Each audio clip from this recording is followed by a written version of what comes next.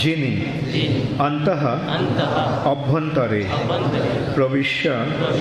প্রবেশ করে ভূতানি জীবসমূহে ভূতই জীবদের দ্বারা অত্তি সংহার করেন অখিল সকলের আশ্রয় আধার স তিনি বিষ্ণু আক্ষ নামক অধিযজ্ঞ সমস্ত যজ্ঞের ভোক্তা অসৌ তা কালহ কাল কলয়তাম সমস্ত প্রভুদের প্রভু। বাংলা অনুবাদ। সমস্ত যজ্ঞের ভোক্তা পরমেশ্বর ভগবান শ্রী বিষ্ণু হচ্ছেন কাল এবং সমস্ত প্রভুর প্রভু।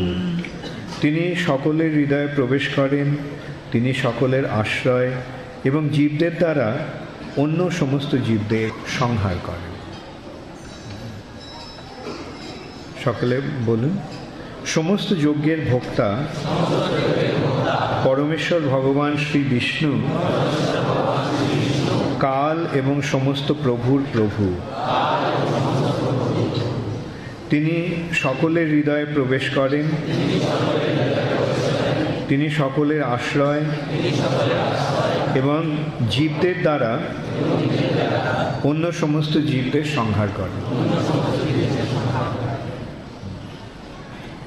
তাৎপর্য, শিল প্রভুপাদের তাৎপর্য। এই শ্লোকে পরমেশ্বর ভগবান শ্রী বিষ্ণুর বর্ণনা অত্যন্ত স্পষ্টভাবে করা হয়েছে। তিনি হচ্ছেন পরম ভোক্তা এবং অন্য সকলে তার সেবক রূপে কার্য করছেন।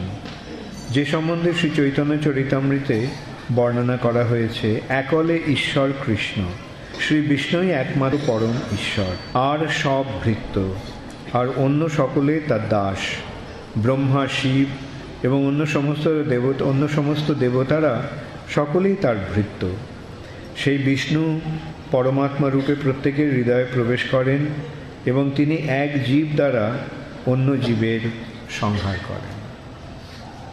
ওম অজ্ঞানতিমিরান্ধস্য জ্ঞানাঞ্জনশলাকয়া চক্ষুরুন্মিলিतं येन তস্मै শ্রী গুরবে নমঃ। শ্রীকৃষ্ণ চৈতন্য প্রভু নিত্যানন্দ শ্রী অদ্বৈত গদাধর শিবাসাদি গৌর ভক্তবৃন্দ। হরে কৃষ্ণ কৃষ্ণ কৃষ্ণ হরে হরে, হরে রাম রাম রাম হরে হরে।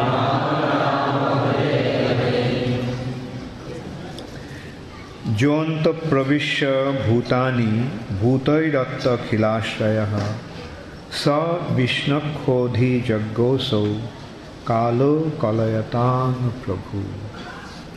কপিলদেব, ভগবানের অবতার কপিলদেব তার মা দেবাহুতিকে এই উপদেশগুলো দিচ্ছেন। তিনি ক্রমশ ভগবানের স্বরূপ, ভগবানের পরম ঈশ্বরত্ব প্রকাশ করে তারপর তিনি ভগবত ভক্তির মাহাত্ম্য বর্ণনা করেছেন। করে এখন ভগবান কিভাবে এই জড়জগতের ওপর তার আধিপত্য করেন তার বর্ণনা করছেন। পূর্ববর্তী শ্লোকে কাল রূপে যে ভগবান সব কিছু নিয়ন্ত্রণ করেন সেটা বর্ণিত হয়েছে এবং এই শ্লোকে বর্ণিত হচ্ছে যে তিনিই হচ্ছেন সমস্ত যজ্ঞের ভোক্তা। আমরা যদি বৈদিক শাস্ত্র আলোচনা করি তাহলে দেখতে পাই যে বৈদিক শাস্ত্রে বিশেষ করে ঋগ্বেদে যজ্ঞের মাহাত্ম্য বর্ণনা হয়েছে, এবং সাধারণত মানুষেরা মনে করে যে সেই যজ্ঞ অনুষ্ঠানের উদ্দেশ্য হচ্ছে দেবতাদের সন্তুষ্টি বিধান করা এবং তার ফলে সুখ স্বাচ্ছন্দ্য লাভ করা বা মনোবাসনা পূর্ণ করা। কিন্তু আমরা এখানে দেখতে পাচ্ছি কপিলদেব বলছেন যে না, যজ্ঞের ভোক্তা দেবতারা নয়, যজ্ঞের ভোক্তা হচ্ছেন পরমেশ্বর ভগবান স্বয়ং। শ্রী বিষ্ণুই হচ্ছেন সমস্ত যজ্ঞের ভোক্তা। তিনি হচ্ছেন অধিযজ্ঞ, সমস্ত যজ্ঞের অধীশ্বর। সমস্ত যজ্ঞ তারই উদ্দেশ্যে অনুষ্ঠিত হয় এবং তিনি অহম এব সর্বযজ্ঞানাং ভোক্তা চ প্রভুর এব চ, গীতায় ভগবান বলছেন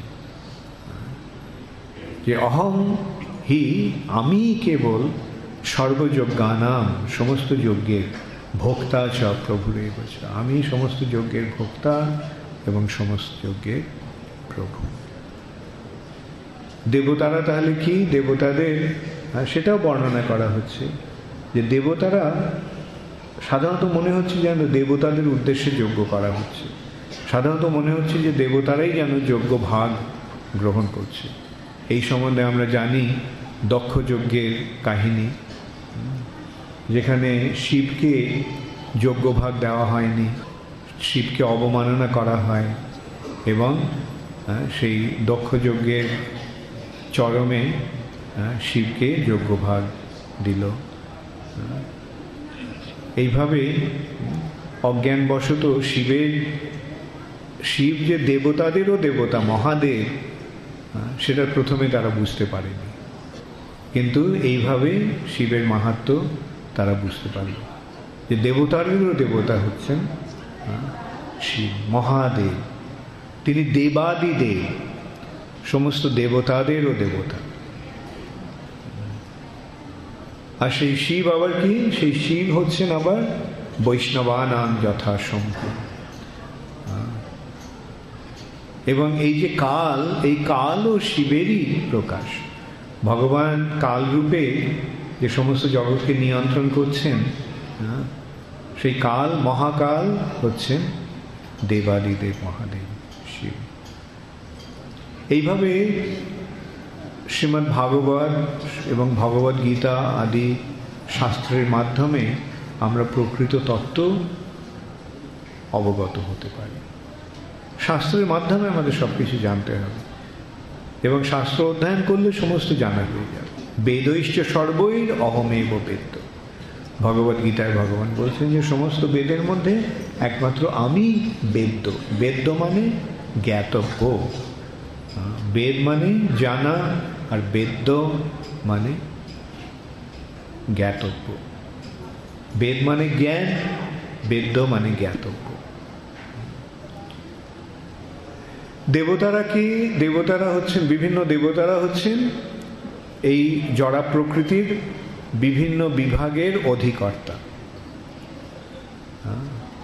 বিভিন্ন বিভাগ রয়েছে, যেমন প্রকৃতিতে বিভিন্ন বিভাগ রয়েছে, যেমন বায়ু বিভাগ, বৃষ্টি বিভাগ, অগ্নি বিভাগ, ধন সম্পদের বিভাগ, বিদ্যার বিভাগ। সেই এক একটি বিভাগের নিয়ন্ত্রণকারী অধিকর্তা বা কর্ত্রী হচ্ছেন দেবতা। যেমন এই যে বায়ু, এই বায়ুকে নিয়ন্ত্রণ করছেন পবনদেব। জল কে নিয়ন্ত্রণ করছেন? বরুণদেব। আগুন কে নিয়ন্ত্রণ করছেন? অগ্নিদেব। বৃষ্টি কে নিয়ন্ত্রণ করছেন? ইন্দ্রদেব। তেমনি বিদ্যা জ্ঞান বিভাগের কে নিয়ন্ত্রণ করছেন? সরস্বতী। ধন সম্পদের নিয়ন্ত্রণ কে করছেন? লক্ষ্মী দেবী। তো এরা সব দেব দেবী। এটা আমরা সাধারণ যে সরকারি বিভাগের সঙ্গে তুলনা করতে পারি। সরকারেও দেশে আমাদের বিভিন্ন দেশে বিভিন্ন সরকারেরও বিভিন্ন বিভাগ রয়েছে। প্রত্যেকটি দেশে গেলে আমরা দেখতে পাবো সেখানে বিভিন্ন বিভাগ রয়েছে, যেমন electric department, water supply department, PW department, PWD public works department, তেমনি আবার রয়েছে ফাইন্যান্স ডিপার্টমেন্ট, এডুকেশন ডিপার্টমেন্ট। এই সমস্ত ডিপার্টমেন্টের অধ্যক্ষ এক একজন থাকে। এই ডিপার্টমেন্টগুলির শীর্ষে একজন সেই ডিপার্টমেন্টগুলি নিয়ন্ত্রণ করছেন এবং তারা কি করছেন, আমাদের সুযোগ সুবিধাগুলোর দেখাশোনা করছেন, সরবরাহ করছেন। আমাদের ইলেকট্রিকের দরকার, তাই নয় কি? তো আমরা যখন ইলেকট্রিকের দরকার হয় আমরা কি করি? আমরা ইলেকট্রিক সাপ্লাই ডিপার্টমেন্টকে আবেদন করি, আমাদের এখানে ইলেকট্রিক সাপ্লাইয়ের দরকার, আমার ওয়াটার সাপ্লাইয়ের দরকার, আমরা আবেদন করি ওই ডিপার্টমেন্টকে। জল, তেমনি আবার গ্যাস ডিপার্টমেন্ট আছে, রান্না করার গ্যাস সাপ্লাইয়ের জন্য বিভিন্ন ডিপার্টমেন্ট আছে। তারা কি করছে? তারা আমাদের সুযোগ সুবিধাগুলি প্রদান করছে। আর তারপরে আমরা কি করছি? এই যে সুযোগ সুবিধাগুলি তারা দিচ্ছেন, তারা মাসের শেষে একটা বিল পাঠাচ্ছে। এখন সেই বিলটা আমাদের দিতে হয়। আমরা যে সুযোগ সুবিধাগুলি গ্রহণ করি সেই জন্য আমাদের একটু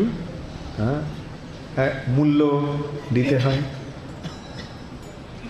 আর সেই মূল্য যদি না দেওয়া হয় তাহলে কি হবে? 1 মাস ইলেকট্রিক বিল দিলাম না, 2 মাস ইলেকট্রিক বিল দিলাম না, 3 মাসের বেলায় কি হবে? 3 মাসের বেলায় ইলেকট্রিক সাপ্লাই কেটে যাবে। ঠিক তেমনই দেবতারা তারা এইভাবে সরবরাহ করছেন এবং তার বিনিময়ে আমাদের তাদের একটা মূল্য দিতে হচ্ছে। সেই মূল্যটাকে বলা হয় যজ্ঞ। এই যে যজ্ঞ, সেই যজ্ঞটি হচ্ছে সেই সুযোগ সুবিধাগুলো যে আমরা দেবদেবীদের কাছ থেকে পাচ্ছি সেটা মূল্য নির্ধারণ করা। এখন সেই ডিপার্টমেন্টগুলো মূল্যটা নেয়। ডিপার্টমেন্টগুলো মূল্যটা নিয়ে কী করে? ডিপার্টমেন্টাল হেড কি খেয়ে বসে থাকে? যে ইলেকট্রিক সাপ্লাই থেকে ইলেকট্রিক ডিপার্টমেন্ট যে মূল্যগুলি কালেক্ট করছে সেগুলি কি সে নিজে ডিপার্টমেন্ট খেয়ে ফেলে? ওরা কি করে? সেটা কালেক্ট করে ওরা সরকারকে দেয়, তাই না? ঠিক তেমনই দেবতারা এই যে যজ্ঞ ভাগ গ্রহণ করছেন, করে তারা কি করছেন? তারা সেটা কৃষ্ণকে নিবেদন করছে।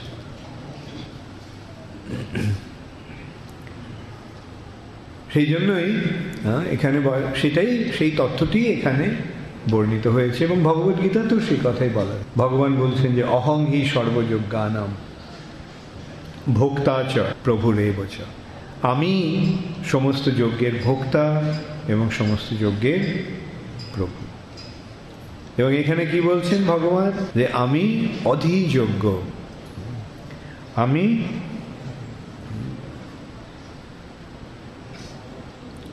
বিষ্ণু আখ্য অধিযজ্ঞ। সেই বিষ্ণু হচ্ছেন পরমেশ্বর ভগবান, আর সেই বিষ্ণুই হচ্ছেন শ্রীকৃষ্ণ। শ্রীকৃষ্ণ এবং বিষ্ণুর মধ্যে কোনো পার্থক্য রয়েছে? কৃষ্ণই বিষ্ণু। প্রকৃতপক্ষে কৃষ্ণ যখন এই জড় জগতের সৃষ্টি এবং পালনের কার্যটিতে যুক্ত হন তখন সেটি তার বিষ্ণু রূপ। তিনি বিষ্ণু রূপে সমস্ত জগৎকে সৃষ্টি করেন এবং পালন করেন।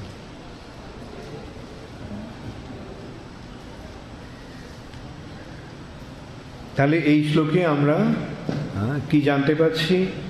যে সমস্ত যজ্ঞের ভোক্তা হচ্ছেন পরমেশ্বর শ্রী বিষ্ণু। আবার তিনিই হচ্ছেন কাল। কাল কি? কালের দ্বারা সমস্ত জগৎটি নিয়ন্ত্রিত হয়। এই জগতে যা কিছু আছে সবই কালের উপরে আছে কালের দ্বারা নিয়ন্ত্রিত হচ্ছে এবং কালের প্রভাবে সেগুলি বিনষ্ট হয়ে যাবে। আমরা বলি যেমন এই মাইক্রোফোন, এই যে মাইক্রোফোনটা, এটা একটা সময়ে সৃষ্টি হয়েছিল, তাই না? এটা কি চিরকাল ছিল? তো যখন এর সৃষ্টি হলো সেটা কিভাবে? আমি যেটা বললাম যে একটা সময়ে এর সৃষ্টি হয়েছিল। সময় মানে কাল। তারপরে এইটি কিছু কাল বর্তমান থাকবে, অবশেষে কি হয়ে যাবে? নষ্ট হয়ে যাবে।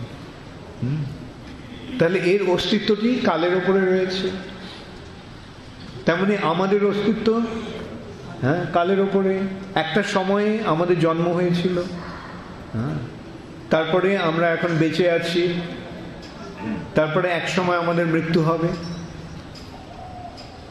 অতএব এই যে সময় বা কালের দ্বারা আমরা এইভাবে নিয়ন্ত্রিত হচ্ছি।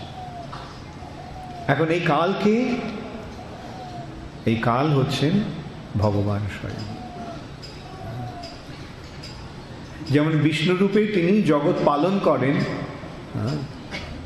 আর এই জগতের সঙ্গে তার যে আদান প্রদান, বিষ্ণুরূপে জগতের আদান প্রদান তিনি করছেন না, জগতের সঙ্গে তার যে সম্পর্ক সেটি শিবের মাধ্যমে হচ্ছে।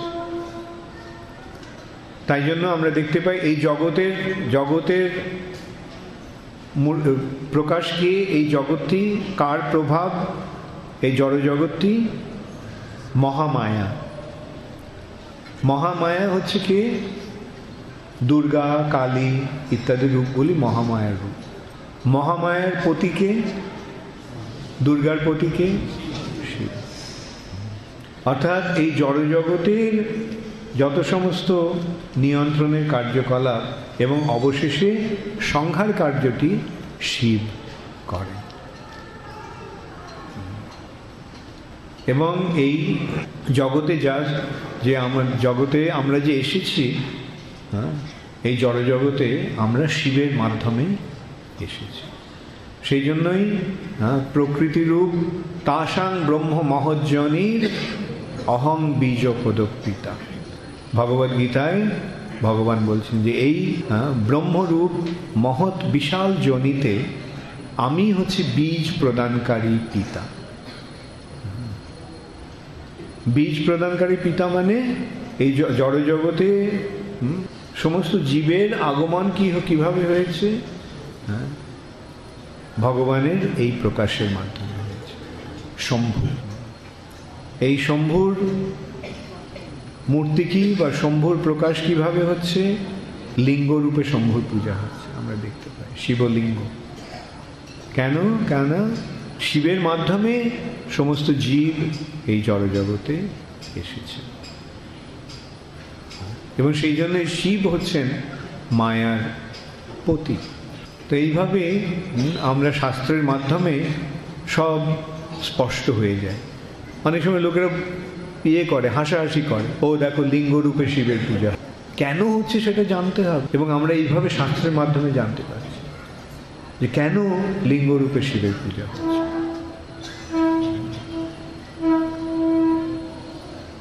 এবং শিবের মাধ্যমে আমরা এসেছি, অতএব ভগবত ধামে যদি আমাদের ফিরে যেতে হয়, তাহলে শিবের মাধ্যমেই আমাদের যেতে হবে। সেই সূত্রে শিব হচ্ছেন বৈকুণ্ঠের দ্বার রক্ষক। বৈকুণ্ঠের দ্বার রক্ষা করছে। অযোগ্য ব্যক্তিকে তিনি ওখানে প্রবেশ করতে দেবেন না। যে যোগ্যতা হয়নি যার, সে বৈকুণ্ঠে প্রবেশ করতে পারে। কে বাধা দেবে? কে? শিব। জয় শ্রী শ্রী রাধা মাধব সখী বৃন্দ কি জয়। শ্রী শ্রী রাধা দামোদর যশোদা দামোদর কি।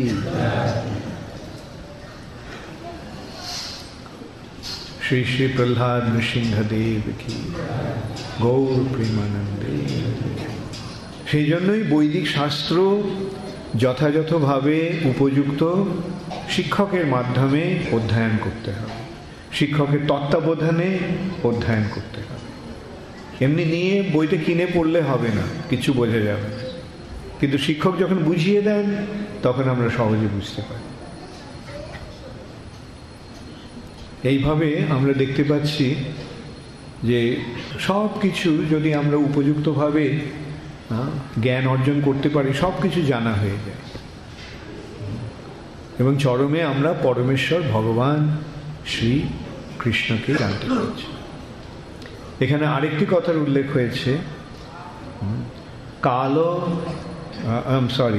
ভূতৈরত্ত অখিলাশ্রয় ভূতানি ভূতৈর অত্তি। অত্তি শব্দটির অর্থ কি? সংহার। সংহার মানে মেরে ফেলা। তিনি জীবদের দ্বারা জীবদের সংহার করছেন। ভগবান বলছেন যে পরিত্রাণায় সাধুনাম বিনাশায় চ দুষ্কৃতাম। দুষ্কৃতকারীদের অর্থাৎ অসুরদের আমি বিনাশ করি। সেই অসুরদের বিনাশের জন্য ভগবান কি করলেন?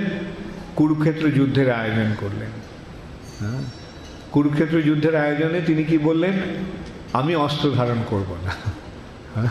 তিনি জীবদের দ্বারা জীবদের সংহার করলেন। এইভাবে তিনি পরিত্রাণায় সাধুনাম, সাধুদের পরিত্রাণ করে তিনি দুষ্কৃতকারীদের বিনাশ করে ধর্ম সংস্থাপন করলেন। এইভাবে ধর্ম সংস্থাপন করার জন্যই ভগবান আসেন। তবে কখনো কখনো লীলাচ্ছলে ভগবান কিছু কিছু জীবদের নিজে সংহার করেন, যেমন বড় বড় অসুরদের ভগবান নিজে সংহার করেন। যাদের অন্য জীবেরা সংহার করতে পারবে না, যেমন রাবণ, কুম্ভকর্ণ, হিরণ্যকশিপু, হিরণ্যাক্ষ, এদের ব্রহ্মা পর্যন্ত সংহার করতে পারে না, শিব পর্যন্ত সংহার করতে পারে না। শুধু হিরণ্যকশিপু হিরণ্যাক্ষ নয়, অনেক আছে, শঙ্খচূড়াসুর, জলন্ধরাসুর, বৃকাসুর, এদেরকে শিব পর্যন্ত সংহার করতে পারে না। তখন বিষ্ণু নিজে এসে তাদের সংহার করে।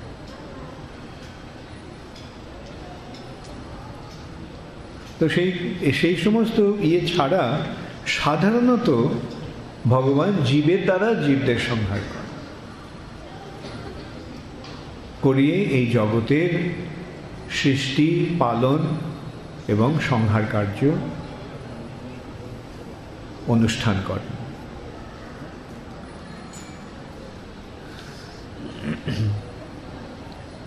সমস্ত যজ্ঞের ভোক্তা পরমেশ্বর ভগবান শ্রী বিষ্ণু হচ্ছেন কাল এবং সমস্ত প্রভুর প্রভু। তিনি সকলের হৃদয়ে